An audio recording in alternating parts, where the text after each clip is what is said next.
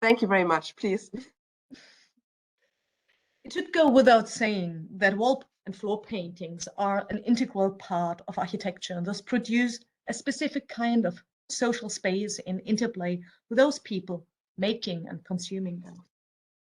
However, this seems to be sometimes forgotten in the study of Eastern Mediterranean examples of the second millennium BCE, the often very fragmented state of preservation or the lack of knowledge about the precise place of their original application surely are good reasons why researchers hesitate such an investigation. Last but not least, it is also sure due to their attractive appearance and the long-lasting focus on the potential Aegean origin or Aegean relation that have a stake in forgetting these more basic and at the same time more comprehensive aspects. Hence, the seminar today tries to reintegrate some of these spatial aspects back into the discussion. And we will see that it's not very easy and it's a kind of experiment, and I hope I will manage to do it a bit. Let's start with some general characteristics of wall painting. As an integral element of architecture, wall and floor paintings cannot be produced in a kind of device and then variably put on the wall. They cannot hang up on the walls or rearrange like pictures in our flat. And if you nevertheless take them from the wall, they are fragmented and disintegrated, as you can see here in a dump in front of the palace from Tel el-Daba. When a painting has been detached, we can hardly apply it again. A potential trial of such a reapplication with bitumen as a possible adhesive can be seen on the rear side of some fragments from Katna. But obviously this was either not very successful or we have to reinterpret it differently, namely as a kind of bitumen application before the wall painting has been applied. What seems very obvious to us was not always the case. In the beginning of the 20th century, the close iconographic and technical relation of the flying fish fresco from Philocopie on the Cyclades was tried to be explained by the production in a wooden frame on Crete and its successive transport to the island to be installed in the local architecture. Anyhow, we finally know now by sure that today that there is an intimate relationship between the building structure and painting. This is particularly true for paintings applied on wet plaster, or at least worked in a wet condition, which seems to be the case in most examples of the Eastern Mediterranean. And this... I can't hear you anymore. Better like that? Are you muted? No. Wait a second.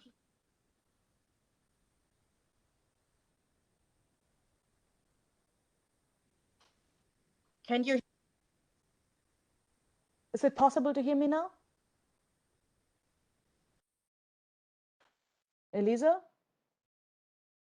Yes, please proceed. Okay. And this is a rather new insight that most of the examples in the Eastern Mediterranean are painted under wet conditions. Not only those examples manufactured in lime plaster as at the sites of Hattusha, Alalach, Katna, Tel Capri or Tel el-Daba, as you can see on the left side, but also those made out of a gypsum mixture, as in some examples in Mari, Tel Saka, Tel Burak, or for instance, Tel el-Amana in Egypt. As you can see here with this string impression on a fragment from Mari. But we will come back to this at a later point. Despite the obvious entanglement of paintings with the architectural structure, we often separate the paintings from their architectural context to exhibit or study them in distinct entities. This can be seen the way wall paintings are often presented in museums, as for instance, the Cretan paintings in Heraklion. Their spatial arrangement in their original architectural context seems to play no role, and their exhibition is similar to exhibitions of movable paintings in an art gallery, as for instance here in the Getty Museum in Los Angeles. Wall paintings are often treated as if they were interchangeable images which can be hung at any place of a wall in any kind of room. A good example that this is difficult is the miniature fresco from Knossos here on the rear side of the exhibition. In the exhibition, they are hung at eye level, even though we know very well that the original location was surely above the door lintel. Of course, the actual presentation is helpful for me as a researcher. Otherwise, I would not have been able to make the photographs of their details, as seen here on the right side. But on the other side, the presentation hinders to experience their original place above the lintel of a very small and probably rather dark room in the Palace of Knossos. A person who has entered the room was probably never capable to observe these details about I was interested in my research. Of course, we all know that the kind of display depends on different circumstances which do not allow a different handling of the paintings, lack of enough space, issues of preservation, etc. But often this is also simply the way archaeological studies are conducted, by separating the different elements of a finding into artificial categories of genre or approach. One person is studying the architecture, one the iconography, and another one the archaeometric analysis. And in the end, we unluckily often forget to reintegrate everything into the whole picture. We see a huge difference in the way the admittedly well-preserved spring fresco from Thera has been presented in the National Museum in Athens. It allows us an experience closer to a Bronze Age inhabitant of the site, because its arrangement is more or less according to its original architectonical setting. Nonetheless, also this exemplary exhibition hijacks us from a more in-depth insight. Of course, due to preservation issues, it is neither allowed to us to properly enter the room or even to touch the smooth and cold surfaces of the walls.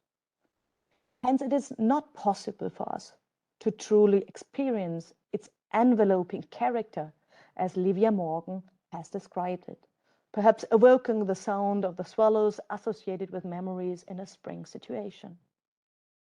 In this regard, it is interesting to see that the polytheron, an installation out of piers and doors, offers the possibility to entirely open or close the little room towards Delta 21. Here, this is the room with the fresco painting, and here is the doors and piers installation, which a small room which would be otherwise without any natural light.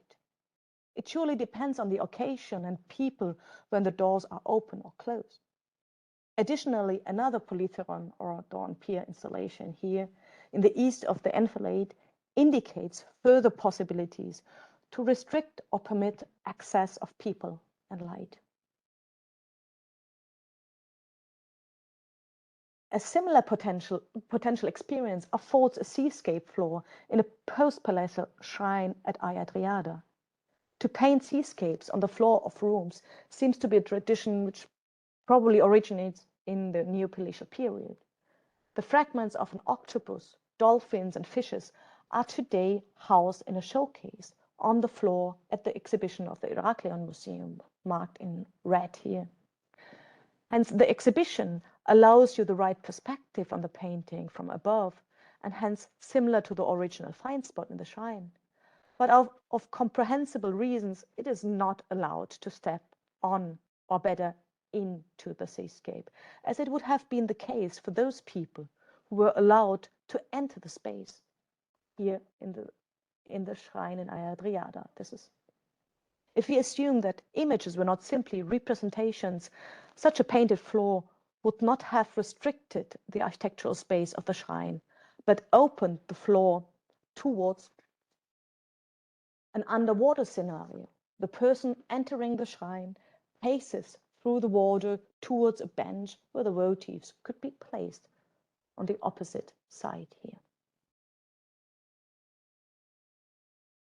With these few examples, I wanted to point out that to watch our often fragmented paintings without their architectural context is as if we hang an art print of a section of Matisse' swimming pool.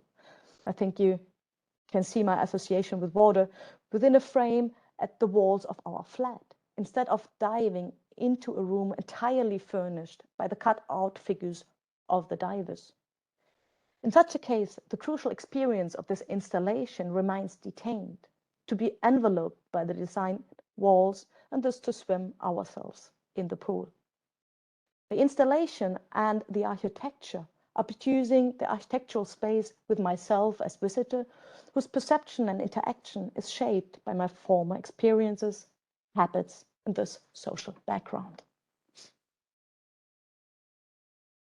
Let's have a look at the Eastern Mediterranean examples beyond the Aegean. What kind of space productions are traceable? First, I want to start with those spaces and experiences emerging during the manufacturing process. The kind of space which is produced by the interplay of architectural structure, raw materials, and the craftsperson. That means that we are now dealing with a special experience of a particular subgroup of the society. Of course, there's a huge variety in the way paintings have been made at the different places, and sometimes even within one site.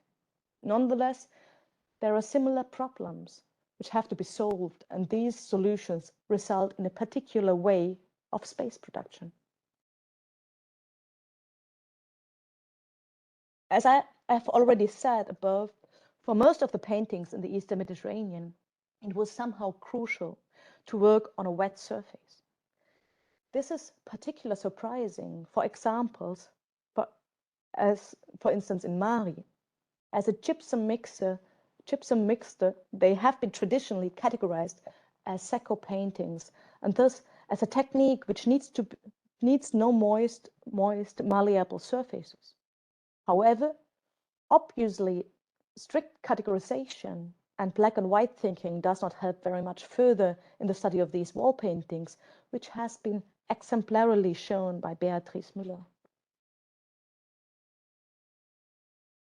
On the left side, you can see two string impressions here, and another one here, at a door frame at Tel Adaba, a kind of preparatory means in the wet surface, well known from such paintings on lime plaster, traditionally described as fresco secco painting.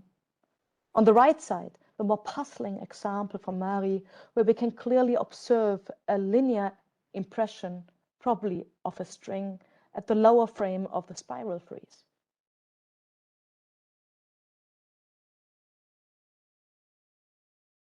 We have to keep in mind that the use of an impressed preliminary drawing is an additional an expand which seems to be related to the desire to work with and paint on wet plaster.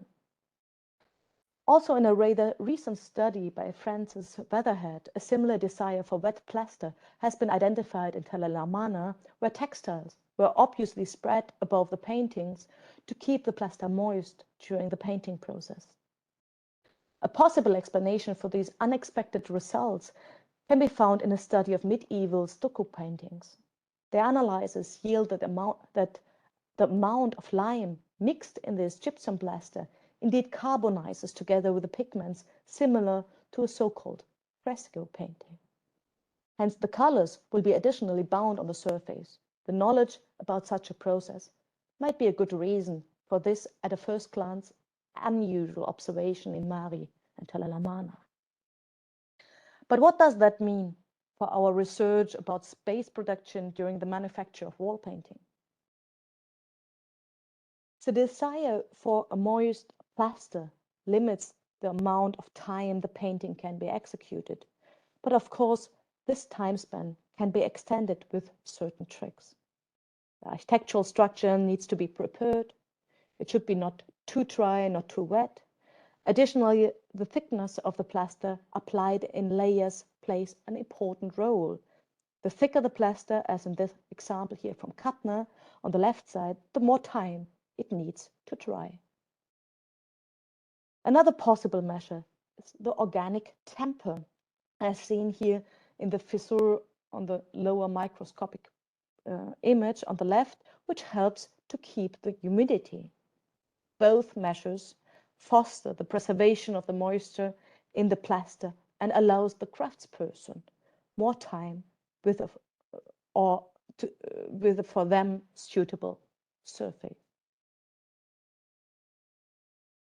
So there is the problem that the thick plaster unluckily is quite heavy. Hence a good application technique is necessary, as seen here in the fragments from Tel el-Daba. On its rear side, we identify the impression of the interstices of the mud brick architecture. They are up to 3 to 4 centimeters deep. Obviously, the interstices have been firstly scratched out to be filled with the plaster of the painting, and thus could function as an anchorage for the quite heavy lime plaster. This is, of course, only one of several possible techniques alone in Tel el-Daba, and we can observe several different, where we alone can observe several different techniques, but all are based on a three-dimensional entanglement of the painting with the architecture. Already the identification of these few basic working steps during the plastering process make obvious that the craftsperson had a different experience with these wall paintings and its architectural structure than a consumer who simply paces along the finished oeuvre. First of all, the craftsperson has a certain time pressure, even though the time slot can be expanded. There are different estimations in this regard, also depending on the kind of plaster and the climatic conditions. In true fresco painting, one acts from the assumption of 4 to 8 hours. I don't want to use this estimation here, but I assume that such a craftsperson, won't leave the building for too long, neither in between the plastering of different layers, nor after the final layer. The craftsperson somehow stuck in the place, no time for a longer walk or even a day off, and I would even assume that breaks will not be too extended. The person will be tied to this room, not to miss the right moment or the kairos for applying the next layer or any kind of preliminary drawings.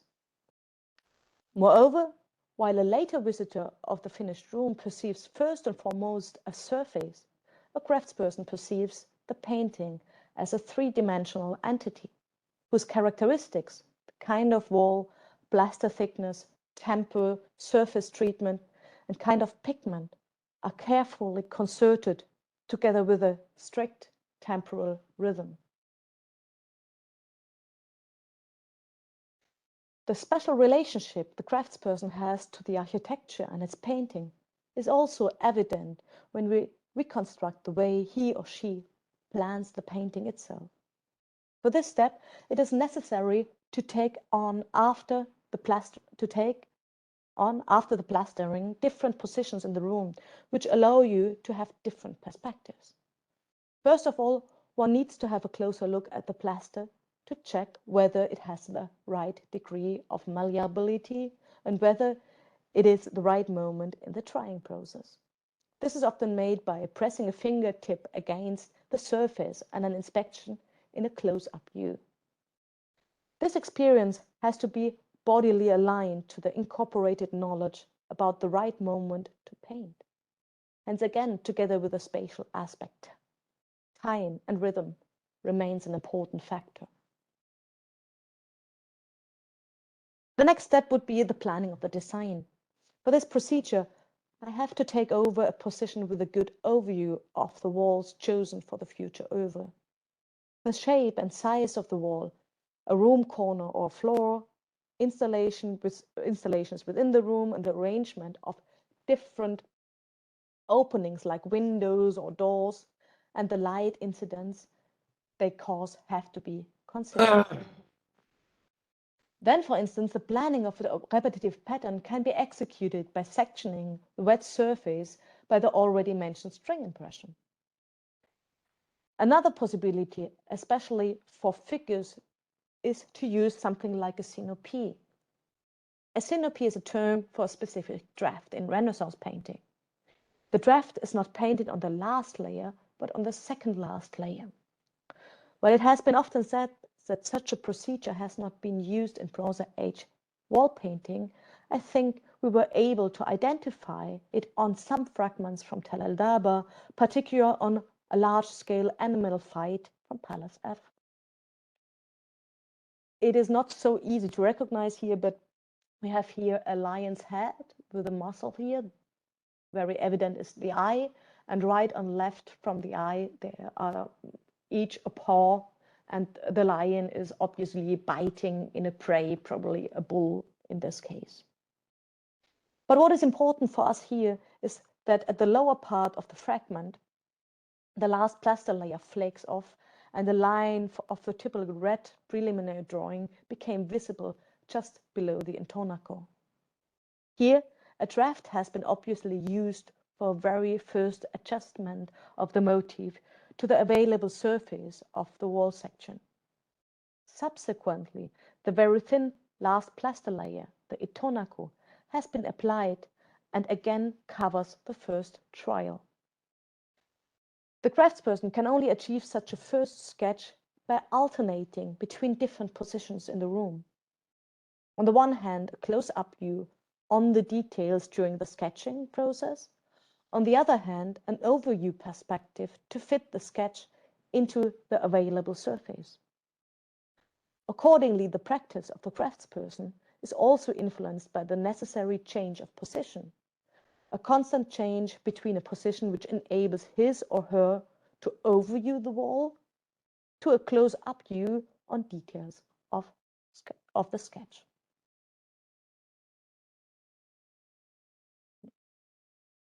Another aspect might complement this observation.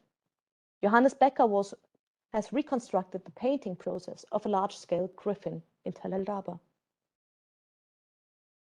Hereby, he identified that those areas which were painted next in the workflow were firstly covered by a new thin plaster layer, sometimes even mixed with pigments. Here you can see the new plaster layer starting next to the polishing. Here, the principle is similar, not the same, to the giornata of the Renaissance paintings, even though simpler in execution. This approach separates an image into different sections. The freshly covered sections allows the painter more time to concentrate on the detail, but also leads to a fragmentation of the figures in the painter's perspective. This leads also to a shift from the overview perspective during the sketch to the close-up view of the sectioned body parts of the painted figure. These specific perspectives on the painting resulting from the different positions in the room can hardly be aligned with the path taken by a dweller of the finished building. Together with the three-dimensional perception of the paintings, the constant planning and measuring, not to forget the rhythm dictated by the drying process, this altogether leads to a spatial experience which can be perhaps described as more analytical than that of a consumer or inhabitant of the building.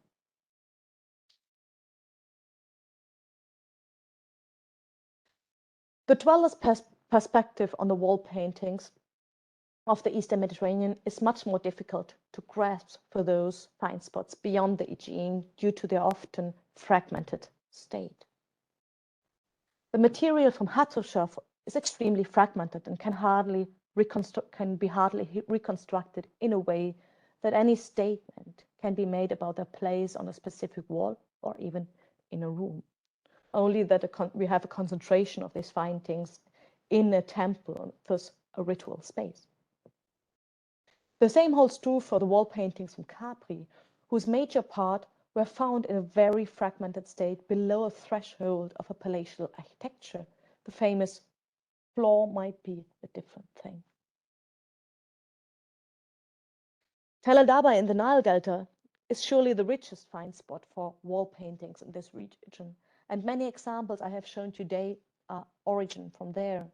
Around 20,000 fragments were found in the so-called palatial district of Esbet Helmi, mainly in dumps below the ramp of Palace F, where they were most probably applied on the wall. So here you see the palatial district, the foundation walls and the reconstruction, and on the right side, the find place for most of the paintings in front of the palace. Only the foundation of the architecture is preserved, but Manfred Bietak was able to reconstruct its principles thanks to comparisons to other Egyptian palaces. Even though we have reconstructed many iconographic and technical groups, we are unluckily still not able to propose places where the different groups were mounted. And I want to restrict myself in this regard to two more general observations. If all the paintings found in front of Palace F were furnishing the palace itself at the same time, it was an extremely stuffed and colorful space. Just imagine alone the bull lepus and the so-called maze pattern floor in the same room, which might afford an almost psychedelic atmosphere. However, more interesting, and this is the fact that this, for Egypt, extremely unusual kind of painting with motifs, color schemes known from the Aegean, meets an Egyptian architecture, and thus evokes very hybrid spatial experiences for the person walking through the halls, no matter whether we are dealing with the palatial inhabitants or envoys, kings or servants. Another place where we have at least some information is Alalakh in the northern Levant, which I want to take here as my last example for an exploration of the spatial relationship. In Alalakh, paintings have been detected from layer 9 onwards, but contexts are only available for layer 7 and 4. From layer 7, we know from some fragments found in the temple, unluckily without more detailed description. More is known from the find spots in Palace 7. The fragments have been described in general as originating from a relatively high layer of debris of fallen mud bricks in and around the small rooms 11, 12, and 13, and therefore fallen from the upper floor. Inside room 12 and 13, Woolley found quantities of fragments of colored plaster and a few coherent masses of brickwork fallen from the upper story, which still preserved the coating of plaster, bearing what he calls a fresco decoration. For him, it was evident that these pieces belonged together, and he'd identified them as some bowed lines or stalks of blossom, and as twigs and leaves. This assemblage has been later rightly identified as a wing with notched plum motif by Niemeyer's, as we know it from Aegean paintings or different small finds in the Eastern Mediterranean. On the right side is here their reconstruction with a more daring complement as a griffin. Perhaps we can recap here that we are confronted with a winged creature against a red background, surrounded by a landscape motif and integrated above and below in a frame, which produces a kind of panel. Moreover, from room 13 and outside of the southwestern wall of the palace, fragments with bold, creamy white plants originated. In the same area, two small column spaces were found, which were interpreted by Woolley as belonging to a window at the second floor. During more recent re-evaluation of the entirely embedded fragments of the spiky plants at the Ashmolean Museum, some traces of smoothing on one of the lower fragments became evident, seemingly indicating the lower edge of the fresco, here marked in blue. This goes hand in hand with Woolley's observation. He had already remarked that obviously 2 fragments form the base of the panel and 3 the top of it, but unfortunately most of the fragments do not join, so we can only estimate the height of the fresco or the painting by the shape of the plant. So maybe it's about 24 to 40 centimeter high. His observation was slightly more elaborate in the corresponding footnote, and he explains, above and below the plaster ends in a straight line, the back of it showing that it was pressed at an angle and the front beveled slightly forwards. He rightly concluded that the painting must have been occupied the space between an upper and a lower projecting frame, possibly between 2 horizontal beams and a half-timbered wall, or indeed the space above a wooden window lintel. Irene Winter rightly hints at the fact that there is a certain similarity of the painting to the way some plants have been depicted on Camara's pottery, dating to the Middle Bronze Age of the Aegean, and thus in the beginning of the 2nd millennium. There are several examples of painted fragments from Festov, and here you have one example.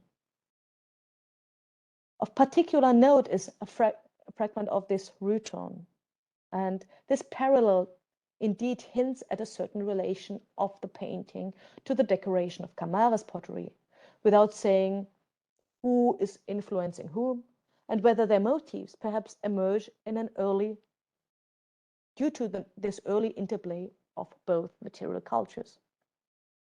We can only add that there are several motifs from the Aegean which emerge in the seal production of Syria and the Levant contemporary to Al-Alakh 7, as Dominique Collin has pointed out. Finally, the fragments with a bluish-purple horizontal band framed by 2 yellow ones, as you can see here, and a bull's horn on a white background were discovered in the passage between room 11 and 12, and in a height of 2 meters 10 above the floor on which the tablets were exposed. For the fragments, Woolley was very careful in his interpretation. On the one hand, he saw similarities to the favorite Minoan bull motif. On the other hand, also the possible connection to scenes with sacrifice of bulls in the mural of Mari, already excavated in the 1930s. While Niemeyer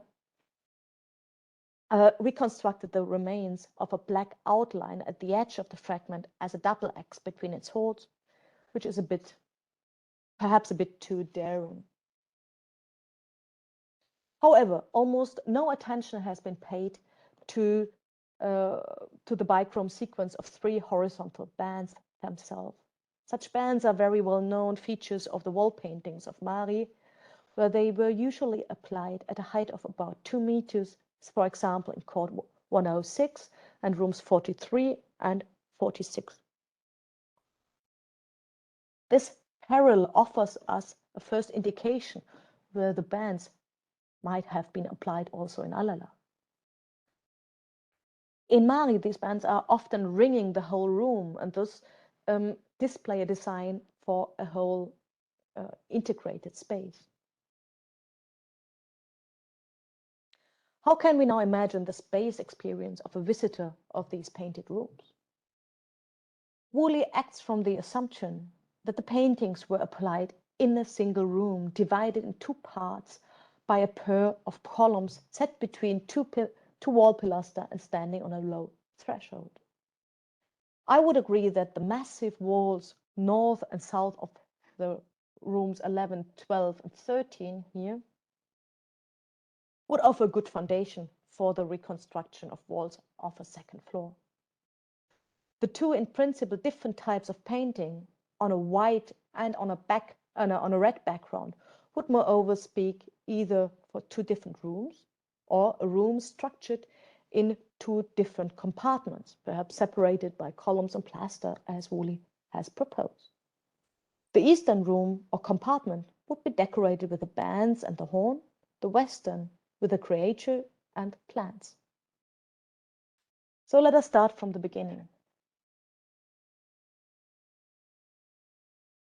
To enter the painted rooms above 11 and 30 to 13, a person would need to take the entrance of the palace and pace through Woolley's audience hall with his basalt autostrads. On the other side, while leaving this very special place with its association of hierarchy and power, he or she needs to decide whether she wants to take the staircase to the second floor or leave towards a very bright, perhaps sunny courtyard. From there, one takes the path to the indirectly lighted staircase leading to the second floor. After taking the turn of the staircase, the person can enter the rather brightly decorated first room or compartment ringed with the bands on white ground above eye level. This can be perhaps associated with the decoration of local palatial architecture as we know it from Mari. Through a door or constriction, he or she can enter the darker room where white figures and the creature with a white with the wing and plants were painted against a dark red background. A window might blind the visitor in the evening if it's not covered by the temple, but also allows a glimpse into the direction of the temple just west of the palace. The rather hidden room is not only decorated by elements which have a reference to the far west, but is also stands clearly out by its dark color in contrast to the white anteroom, which supports the impression of entering a completely new space. Sorry, I forgot that. So the aim of today's presentation was for me to explore ways how we can reintegrate space and thus people into the discussion about wall paintings in the Eastern Mediterranean, despite the fact that we have often only small fragments and almost little, let's say at least little hints to where they were applied. It shows clearly that how different the ways of perception must have been for those people practicing the craft of wall paintings. Yeah, with this three-dimensional view and specific temporal rhythm in contrast to the consumer who is confronted with the surfaces, but also the way the images are pulling him or her into another world. And with this, I want to thank for your attention.